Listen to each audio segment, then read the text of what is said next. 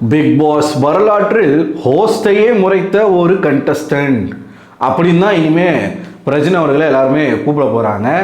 அதாவது சோஷியல் மீடியாவில் பேப்பர் ரவுடின்னு பிரஜின் அவர்களுக்கு ஒரு பேர் வைக்கப்பட்டிருக்கு. ஏன்னா இந்த வெட்டி வீரம் அப்படின்னு காட்டிக்கிட்டு இந்த அட்டக்கத்தி மாதிரி சுற்றிக்கிட்டு இருக்கக்கூடிய ஒரு பர்சன், அவங்களுக்கெல்லாம் பேப்பர் ரவுடின்ற ஒரு பேர் இருக்கு. அவங்க வந்து ஒரு ஃபேக், இவன் பீலா ரவுடி இவன் அப்படின்னு சொல்லிட்டு இருப்பாங்க.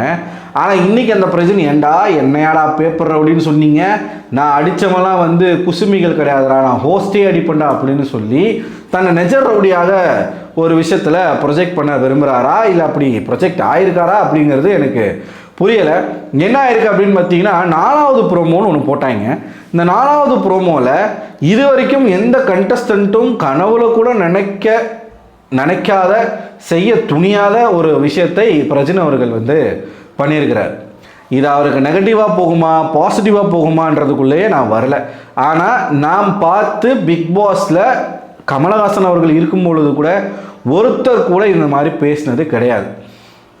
இப்போ நிறைய பேர் என்ன சொல்கிறாங்கன்னா, விஜய் சேதுபதியை பிடிக்காதவங்க இருப்பாங்க, அவங்க வந்து மாஸ் பண்ணிட்டாருங்க பிரஜின் அப்படின்றாங்க. இந்த சைடு வந்து விஜய் சேதுபதி பொழந்துட்டாரு பிரச்சனை அப்படின்றாங்க. எப்படி பார்த்தாலும் ஒரு ஹோஸ்ட்கிட்ட இந்த மாதிரி நடந்துக்கிறது சரியா அப்படின்ற ஒரு கேள்வி நமக்கு வரும்ல, இயல்பாகவே வரும்ல. ஒரு இடத்துல நான் கூட வந்து சொல்லியிருந்தேன்னா என்ன சொல்லியிருப்பேன் முன்னாடி. ஏன்னா சேதுபதி எதையுமே கேட்காத டைமில் ஒரு 2 வாரமாக தானே அவர் எல்லாருமே கேட்குறாரு, எதையுமே அவர் கேட்க மாட்டுறாரு. நான் ஒரு கண்டஸ்டண்ட்டாக இருந்தால் ஹோஸ்ட்கிட்டே நான் வந்து கேட்டிருப்பேன் அப்படின்னு நான் சொல்லியிருந்தேன். ஆனால் இப்போ நான் சொன்னது அங்கே ஒரு இடத்துல நடக்குது அப்படின்னும் பொழுது இதை எப்படி எடுத்துக்கிறதுனே எனக்கு தெரில. இதை பாசிட்டிவாக எடுத்துக்கிறதா இல்லை நெகட்டிவாக எடுத்துக்கிறதான்னு எனக்கு தெரில. அவர் என்ன கேட்குறாருன்றது எனக்கு புரியல. அதை வந்து நம்ம காட்டல, நமக்கு லைவில் தான் காட்டுவாங்க.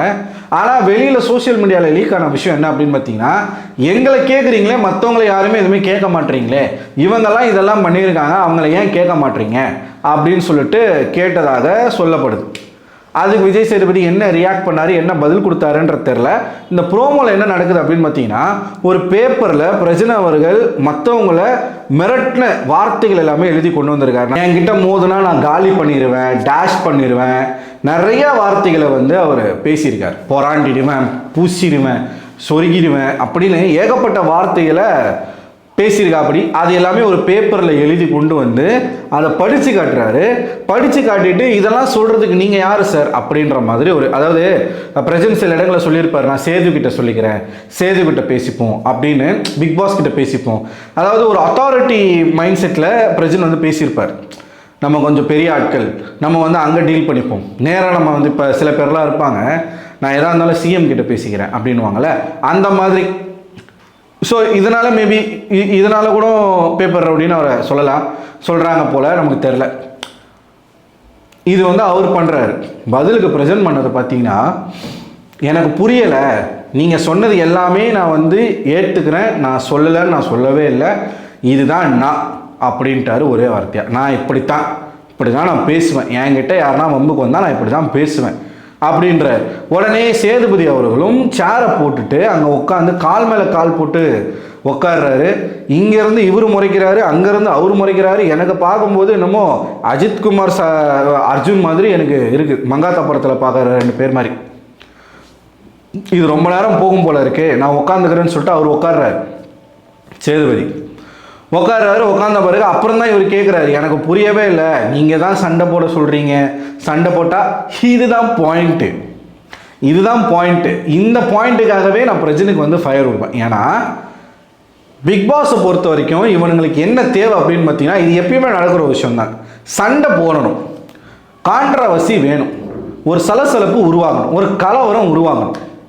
பிக் பாஸ் ஒன்று சொல்லுவார், நல்லா புரிஞ்சுக்கோங்க, நான் சொல்ல வர்றது பிரஜனுக்கு சப்போர்ட்டு நினச்சிடாதீங்க, இயல்பாக எல்லா கண்டஸ்டன்ஸ்க்கும் நடக்கிற விஷயம் தான்.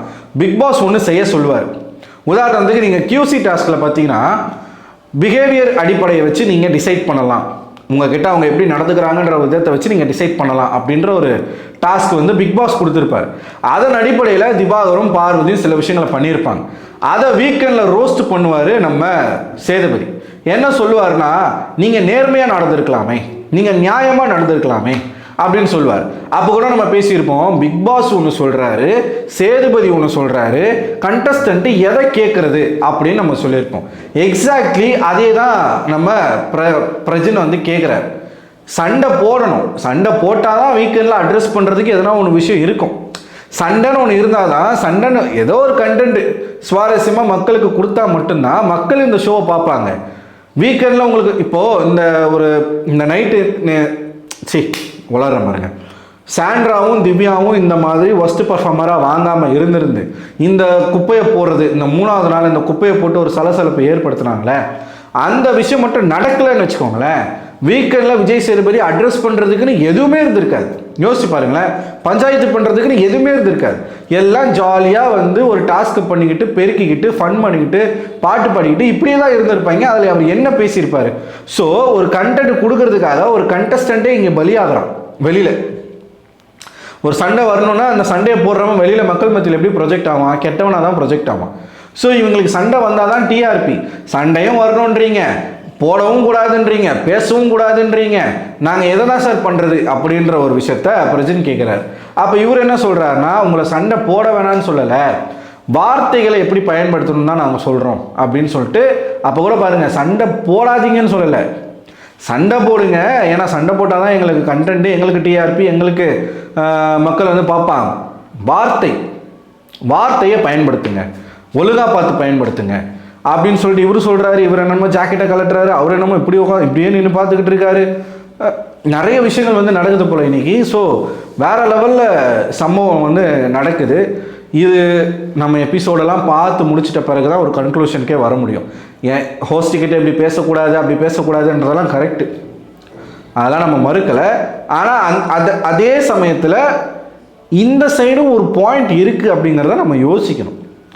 இந்த ஷோ பார்க்கணும் அப்படின்னா ஏதாச்சும், ஏன்னா முதல் 3 நாள் மக்கள் பார்க்கவே இல்லை, நானே லைவ் பார்க்கல, ஏன்னா ஒன்றுமே இல்லை. அதில் கடைசி நாளில் நடந்த அந்த பிரச்சனைகளை மட்டும்தான் அந்த வீக்குக்கே நம்ம வந்து பார்த்தோம். அந்த வீக்குக்கே அதுதான் நின்று பேசுது. பிரச்சனை பண்ணுங்க, ஆனால் வார்த்தைகளை விடாதீங்க அப்படிங்கிறது மட்டும் எப்படி சரியாக இருக்கும்? உங்களுக்கு கண்டென்ட்டும் வேணும், வார்த்தையை சரியாக விடுங்க. பிரச்சனை பண்ணுறவன் என்ன மைண்ட் செட்டில் இருப்பான்னு நமக்கு தெரியாதுல்ல.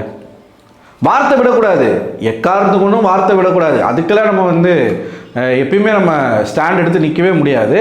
ஆனால் இந்த ஷோவே வந்து ஒருத்தனை நல்லவனாகவும் ஒருத்தனை கெட்டவனாகவும் அவங்க காட்ட தான் போகிறாங்க, காட்ட தான் விரும்புவாங்க. வெளியில் வந்து நல்லவனாக இருக்கிறவன் உள்ளே கெட்டவனாக இருப்பான், உள்ளே கெட்டவனாக இருக்கிறவன் வெளியில் நல்லவனாக இருப்பான்.